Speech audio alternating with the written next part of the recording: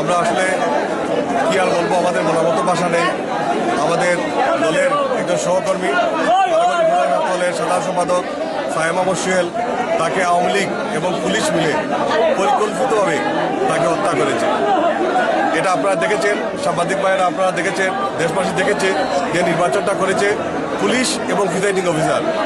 আওয়ামী লীগের লোকেরা শুধু সেন্টার তাদেরকে নিরাপত্তার জন্য আওয়ামী লীগ নিয়োজিত ছিল, এবং পুলিশ এবং পুলিশ গেজেটরা আগের দিন রাতেই তারা সব জায়গায় ভোট কাস্ট করে ফেলছে।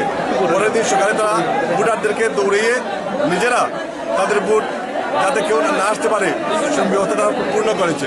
পাশাপাশি আমাদের সায়েম মোহাম্মদ সোহেল সেখানে গিয়েছিল ভোটের অধিকারের জন্য, তার নিজের ভোট দেওয়ার জন্য গিয়েছিল, এলাকার ভোটের অধিকার আদায় করার জন্য গিয়েছিল, দেশের গন্তব্য প্রতিষ্ঠা করার জন্য গিয়েছিল।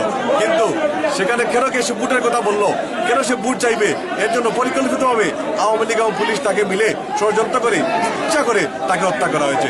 আমরা এর বিচার চাই, দুনিয়া এবং আখিরাতে এর বিচার চাই। ইনশাল্লাহ বাংলার মাটিতে এবং আখিরাতে এর বিচার অবশ্যই হবে, এবং শহীদ মরহুম সায়েম মোহাম্মদ সোহেলের তার জান্নাত জীবন যেন সুন্দর হয়, আল্লাহ যেন তাকে ব্যস্ত করেন, এই দোয়া কামনা করি। পাশাপাশি দেখেন আমাদের ছাত্রদের বাইরা বুটের জন্য গিয়েছিল, আমাদের ছাত্রদের সেক্রেটারি হাসান আহমদ এবং কাজী ইমরান তাদেরকে দেখে বুটের জন্য গিয়েছিল, তাদেরকে পিটিয়ে করা হয়েছে, এবং রুবেল আহমদ গিয়েছিল, তাকে পিটিয়ে করা হয়েছে, ভোট দিতে দেওয়া হয় নাই। তাই আমরা এর বিচার চাই, আল্লাহ এর বিচার করবেন।